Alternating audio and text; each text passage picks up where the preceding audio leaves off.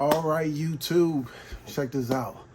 I am your boy DJ Mister. This is my personal YouTube channel, okay?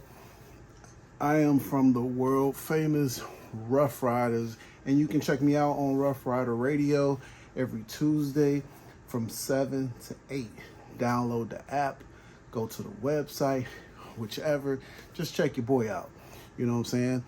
But what I'm here for is to let you know this is my first video on this channel. There's many more videos to come. So just like and subscribe so that way you get the notifications of all the new content that I will be posting.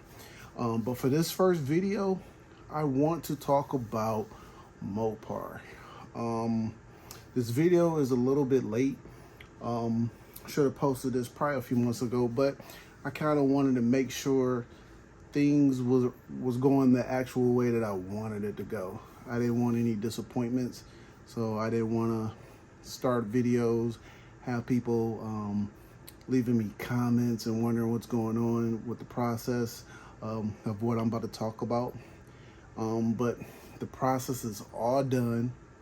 But let me get right to it. So on March 12th, 2022, I drove to Detroit in search of ordering a Dodge Charger. And I'm from Cleveland, Ohio, born and raised. And like I say, I represent Rough Riders, so I travel. I got motorcycles, I got cars, I got trucks, I got multiple vehicles. But I decided to go ahead and purchase my third Dodge Charger. I got rid of the other ones. I actually traded one in on March 12th, the same day I ordered a Dodge Charger. But I already knew what I wanted to do. So let's talk about this. So again, I drove to Detroit after I traded in my Dodge Charger, which was a 2016, and that was a SXT all-wheel drive. That morning, which was a Saturday, drove to a dealership. They was able to give me more money than what I owed. So I went ahead and said, hey, here's the keys. Where do I sign? Show me the money. And then I drove to Detroit. The reason for driving to Detroit versus ordering a car where I'm from, well, first off, in 2022, a lot of dealers are trying to be overpriced with the vehicles on their lots. And some of the dealers that I ran across, they don't really want you to order a vehicle. They want you to buy what's on the lot. And after doing my research, figured ordering a vehicle directly from Dodge, that's how I'm going to get what I want. And I know some people in the city of Detroit, and they recommended one dealership. I'll tell you the name of that dealership at the end of this video. But they recommended one dealership, and that dealership on their website is ranked the number one, the leading, or it's either number one or the leading, well, either way it go, number one in selling Dodges. And I looked at a lot of other YouTubers, and when they were ordering their Dodges, it was taking them 6 to 8 months to get their vehicles. And I kind of wanted to avoid that. I wanted it the quickest way possible. So I figured if I drive to Detroit, I should get a better deal. Nobody should probably be wanting to let me order a vehicle and, let's say, charge me $5,000 or so over MSRP. So I took, sorry about that. My watch is taking screenshots. But I didn't want to pay over MSRP. What I ordered, the price I was given, that's what I wanted. So I drove to Detroit, which is 3.5 hours away from Cleveland. and I placed my order with $1,000 deposit. Um, the dealership confirmed at that time, like I told them, like, look, I don't want to pay over. I don't want you changing the prices when the vehicle comes in. And I must say, like, they really kept their word, you know. So again, I ordered a vehicle on March 12th, and it only took 2 months. So I'm gonna tell you the process. So I ordered it on a Saturday. The dealership couldn't notify Dodge of the order until Monday. So that Monday they put the order in, and I believe by the end of the week, my dealer sent me a VIN number. He said, "Hey, your vehicle has been assigned a VIN number."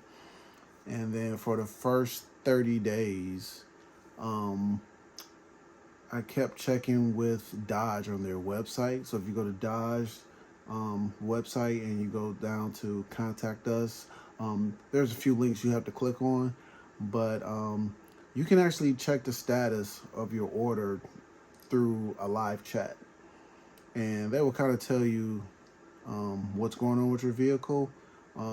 But from the responses that I was getting, the numerous times that I attempted to get status updates, looks like the messages they were always the same. All the responses were always the same. So I wasn't really sure if I was really speaking to a live person. It was like a copy and paste, you know. It didn't feel genuine. But they kept me posted, and I think after 30 days, I got information that the vehicle, if the parts were ordered. Yeah, the parts were ordered. I asked what that meant. When they gave me the information, it was just telling me that the parts were ordered. It stayed in that status for about another week or so. And then I got a text from my dealer who told me he had actually got a build date of May. I think he told me May 10th. May 10th was going to be my build date. And I asked him, I said, how long does it take for them to build a vehicle? And he said that at least about 2 to 3 days. So May 10th was last week. And guess what? The vehicle was started on the 11th, which was, I believe, it was done on the 10th, I believe. That was last week. But it was a Tuesday. By Thursday, the vehicle was completed. So from Tuesday to Thursday, it took 3 days, just like the dealer said. And then that Thursday, when I found out through Dodge's website during the live chat told me the vehicle was being scheduled for shipping. So here I'm thinking, okay, maybe 2-3 weeks I get the car. You know, vehicle gets built in Canada, 2-3 weeks. Hey, I text my dealer like, hey, how come you didn't let me know the vehicle was completed? And he let me know that he was actually waiting on a date of shipping, and then he said he was gonna let me know. But I think by the end of the day, on Thursday, he texted me back and told me that the vehicle was going to be at the dealership either that Saturday or that Monday. So I'm like, wow, like financially, I had things I was trying to put in place in order to prepare for the vehicle. I wanted to make sure I had my payments where I wanted them to be. I wanted all my other bills and credit cards to be in a certain place. And I was expecting to get the vehicle sometime in June, but May, I mean, I'm fine with May. I mean, it's sooner than what I thought, but hey, but one surprise that I did have is Friday morning, I get a text from the dealership, and it's pictures of my vehicle. Right. So I'm like, all right, I was told Saturday or Monday, but it got delivered to the dealership the very next day. I was shocked on that one. I don't know what else to say about that. You know, I didn't even have my loan information together. Like credit wise, I didn't think I was really ready to even apply for the loan. You know, because you know you can apply for a loan and it's only good for 30 days. So so I'm like, dang. My credit score was over 700, but I did want to decrease my debt. I had some credit card debt, a couple thousand, maybe $2,000, $3,000 here or there. To me, it was nothing, but I kind of figured, hey, this vehicle is $66,000, 66,000. I figured I probably wasn't gonna get what I wanted if I owed creditors. But I had money down on the car. I just said, what the hell? Let's go ahead and apply. And I don't go through traditional banks for loans. I don't suggest that anybody go through local banks for loans. I go through credit unions. Credit unions, especially mine, they usually work with me more to help me get whatever it is that I want. And me saying that, when I apply for a loan through my credit union, they won't flat out deny you. They will approve you, or no, if they can't approve you on the terms that you're requesting, they will turn around and give you a offer or a counter offer, and then you can go from there to whether you want to accept it or whatever it is that you want to do. But when you go to a traditional bank, it's usually you're either approved or denied. And if you go through a dealership, they're running your credit through all of these different finance companies, and you're thinking that they're doing it for you. They're really doing it for themselves, trying to figure out how much more money they can make off of you from the banks that they are able to provide money to you. So my suggestion to anyone who is watching this video and you're thinking about getting another car, whether it's a Dodge or whatever the case may be, join a credit union. That will be your best bet, is to join a credit union, get you a checking account, savings account, bank with them, create a banking relationship with them. And when it's time for you to go and try to buy a car, as long as you got good credit, you should be able to get whatever it is that you're trying to get. So with that being said, let's talk about this Dodge Charger Scat Pack wide body. The total price on the paperwork without taxes, $62,875. I will tell you that after the dealership added in taxes and the fees, everything came up to about $67,000.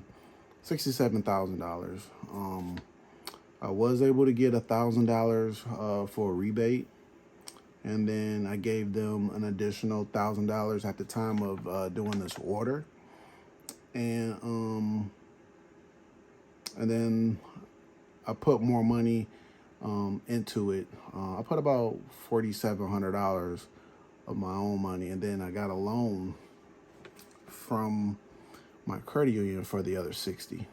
And I had to do it that way because my credit union, they only provide loans up to 60 grand.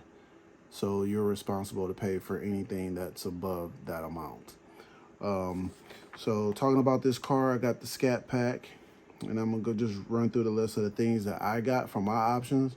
I wasn't really being cheap. I wasn't trying to get I wasn't trying to get one option like a sunroof or something and then just leave it at that and get the bare minimum. I wanted to get what I wanted, But I did get the Scat Pack. I did get the red brake calipers. I did get the red seats with the black Alcantara with the red suede with the red stitching on the doors. I also got the navigation group, the travel group, driver's convenience group.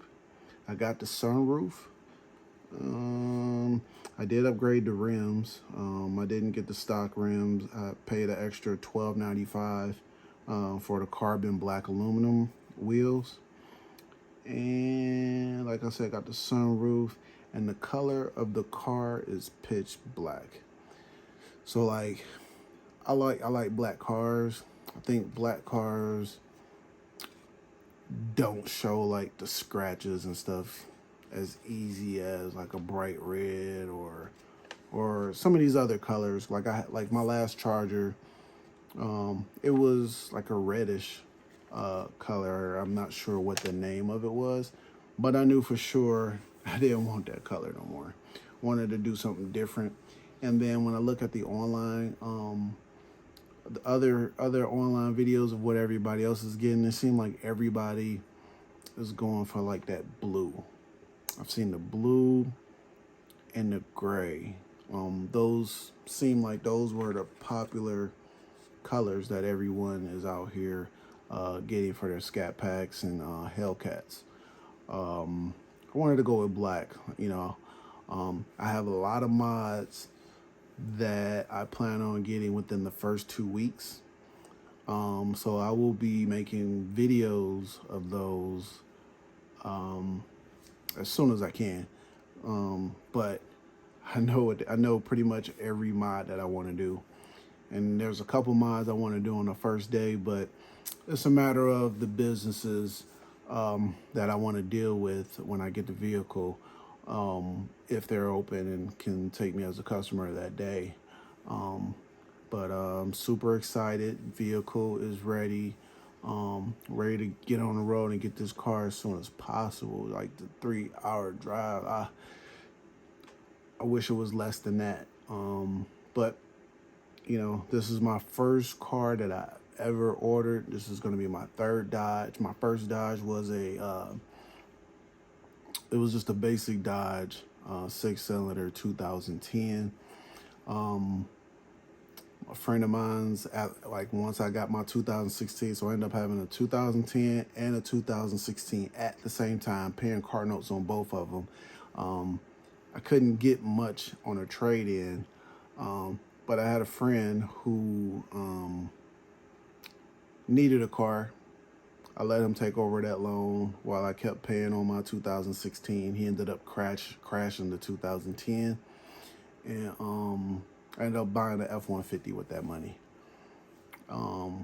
Then I just kept the F-150 in my 2016. But like I said, I just got rid of the 2016 because originally when I bought it, I wanted an RT. I wanted a Hemi, but I like all-wheel drive. And at the time, it wasn't making any more of the Hemis with the all-wheel drive, and I really needed all-wheel drive, but I wanted the Hemi at the same time, and I couldn't get the best of both worlds. So I just sucked it up and just got the SXT, even though that's not really what I wanted at the time. But now, this is it. So I do want to touch bases on one more thing. I'm going to tell you about my loan. Like I said, my loan I got was for 60 grand. And through my credit union, I was able to get an interest rate of 2.5. So I was able to get an interest rate of 2.5, and that puts my payments at $780. And to me, that's not bad, because looking at some of these other videos of other people talking about how much they paid for their Hellcat or for their Scat Pack, whether it was a wide body or it was the regular one, everybody's paying over $1,000. So I think I'm in a good position. because my next plan is, hopefully, if Dodge decides to make Hellcats for 2023, that's where I want to go. I'm gonna end up trading in my Scat Pack for a Hellcat. That is the goal. That is the ultimate goal. And with a 2.5 interest rate and making payments, yeah, I should be exactly where I want to be, so I can get that. But once again, I don't want to make this video any longer than what it already is. So please like, subscribe. Please look out for the next videos. Leave some comments. Like I said, this is my first video, so it might not look as professional as everybody else's. But it's going to get there. It's going to get there. Like I say, I got more videos coming about this vehicle that I just got, about this Scat Pack. And I'm going to be posting videos of other stuff. Like I say, you might see me posting pictures of us at a Rough Rider concert or some kind of Rough Rider event. Some of my videos might be bike events where, you know, I'm on a bike, I'm rolling, you know, or we're at a cookout or things like that. So it's going to be a variety of things. So I hope you all enjoyed this video. Again, like and subscribe, and thank you.